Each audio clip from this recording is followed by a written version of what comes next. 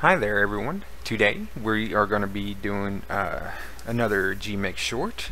We're going to be using 3 filters in Gmix to make this image. I got 2 different variations of it. Here's 1 and here's 2. This is actually a pretty cool effect and very easy to create. So we're going to go ahead and get started. So we're going to go to File, Open, and going to open this image of Hayden Pantier. It's a PNG with alpha background. We're going to go ahead and create a new layer. Press OK, and we're going to move it below. And we are going to make a gradient background. The colors that I'm using is CC8243. And the other color I'm using is C44731. Press OK. The way I got them colors was I just got the color picker tool and I went through her hair and I found a couple colors that I liked. So we're going to try to make it blend with the background. I got the gradient, foreground to background, RGB, the shape, make sure it's on radial, and everything else is default. We're going to go ahead and click somewhere here in the middle of the image and we're going to drag out to one of the corners just like that. And I'm going to go ahead and create a duplicate of her. So I'm going to press Ctrl-Shift-D and I'm going to go ahead and turn one off and I'm going to move it below the background layer. And I'm going to click on the very top one, right click, and go up to merge down and merge it down to there. Then we're going to go up to filters, Gmix, and we are going to be starting on the artistic filters here in Gmix. So we're going to go to Aurora and I'm going to press reset, and this is how it will look by default. It's using the image and the color to kind of place an Aurora effect around. So the vertical amount is the amount that's going up and down, and the horizontal amount is the amount going from left to right. So we're going to turn the vertical amount up and I'll show you what I'm talking about.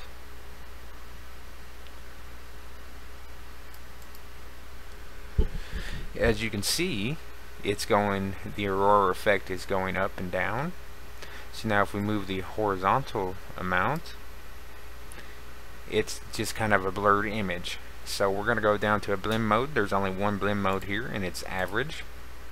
So it's going to average out between the algorithms that this filter is doing towards the image itself. So as you can tell, let me zoom in here, it's got this kind of glow effect around her. I'm going to turn this back down to what I had it before and maybe turn the horizontal effect down a little bit. No, that's fine, just like that. Actually, no, it's not. I'm going to turn that down a little bit. I don't want that much of a glow effect on her face. So that's the first filter. Over here in the input/output mode, I have the output mode as new layers, and we're going to just go ahead and click on apply. And as you can tell, now there's this kind of glowing effect around her, which is pretty cool. So we're going to turn that one off for now. And as you can tell, the next one that we are going to go ahead and do is we'll work on this graffiti effect. So we're going to go back to filters, Gmix, and we're going to go to black crown graffiti. And this is a pretty awesome filter. I'm going to go ahead and zoom out just so we can see this better. And I'm going to reset it. So as you can tell, by default it's actually working pretty well. It's getting a lot of the creases there in her shirt and in her shorts. The thing that I'm most impressed about this is them tattoos she's got on her. how it's following along them tattoos. That's pretty awesome. But her face, and since she's got these piercings, that's kind of funky looking. So let's go ahead. The amplitude, if we turn that up, say to 500, it's just more, it makes it more dense and gives it a whole bunch more fractals. So I'm going to turn that back down to, let's say, 350. And the density, you could play around with that if you want. It makes the image more brighter. So it's taking the colors and the effect and it's making it more dense. So we're going to put that back down to default. And the smoothness is taking these lines, or these fractals is basically what I'm calling them. We could turn that up, and as you can tell, it's making the lines more smoother. But the higher you go, you're going to lose a lot of your lines. So for right now, I'm going to go ahead and we're going to look at this tattoo right here, and the opacity is fine, but we're going to play with the edge a little bit, and let's turn that down. The lower you go, the more it's going to go, and it's going to put some fractals on all the edges that it can find.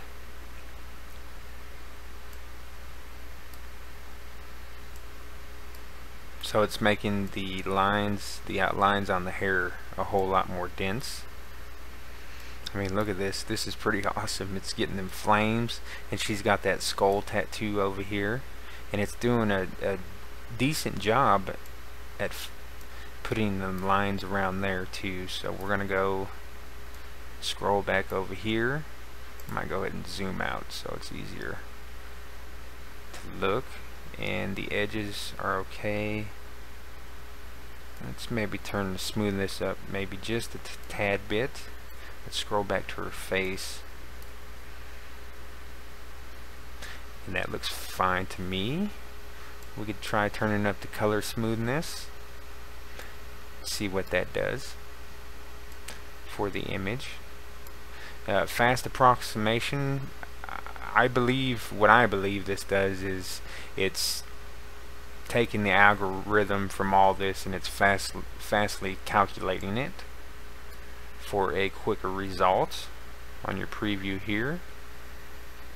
So let's see, we got the smoothness, the edge. Might turn the edge back up just a little tiny bit because we're losing some of this tattoo here.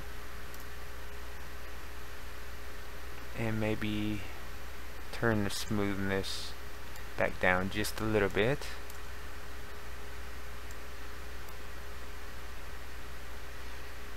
Maybe just a little bit more. Let's see what that does.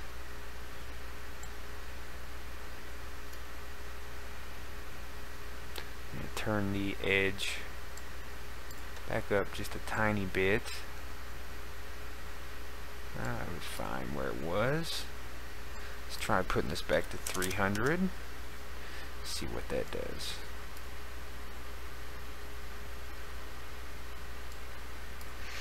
Maybe let's try 325.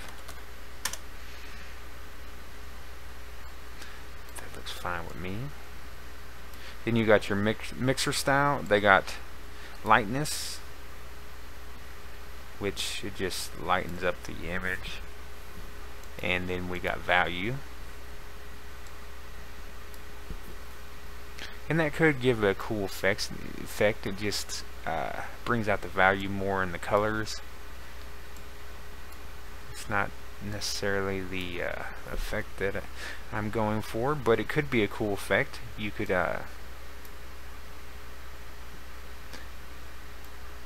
you could go ahead and process this effect. You could do some kind of like chalkboard effect and change the background to black, but the one that I'm sticking with is this color doping,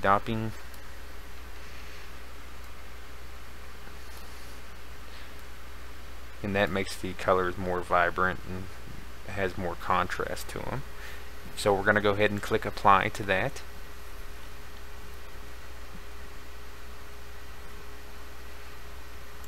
go ahead and you see how cool that effect is. I mean, there's some imperfections, but you could play with it as much as you want. I really don't like what it's doing to these piercings here, but for the most part, I mean, look at that. Look at how great it got them tattoos and stuff in there. That's just freaking awesome, if you ask me. And we're gonna go ahead and turn this one off, and the next effect, we're gonna go to filters, Gimp, and we're gonna go down to Blockism. And we're gonna go ahead and reset this so we could start from scratch. And as you can see, it's doing a very good job at taking the image of her and not doing nothing to the background, just finding her and distorting her. And what it's doing is just kind of blurring and distorting her with blocks. So we got the relative size, which is basically the overall relativity of the blocks. So I'm going to turn this up kind of high. And the ratio, which is basically the size ratio of the overall blocks, that looks fine to me. And the size variance, we could turn that up or turn it down and see what up looks. Gives it kind of more of a choppy looking effect. Let's turn that back down. Even lower. And back up. That looks pretty good to me. And you got the relative block count, which has got 50 in here. Let's turn that up. Let's see, 60. It just gives overall more blocks. That looks pretty good to me. We'll leave the opacity alone. And then you got the flip tolerance, which is basically how it flips them and stuff. Why did that go back up? Let's go and we'll put this on. We'll just put that on 63. See what that looks like. And what I'm going for is trying to keep the box vertically straight and trying to distort them straight up and down. And the reverse flip, basically it just reverses it the opposite way. So they were vertically aligned, now they're horizontally aligned. So we'll go ahead and turn that off. And then quick, I believe, is taking the algorithm of the filter and it's making it quicker. Then you got, of course, your preview type.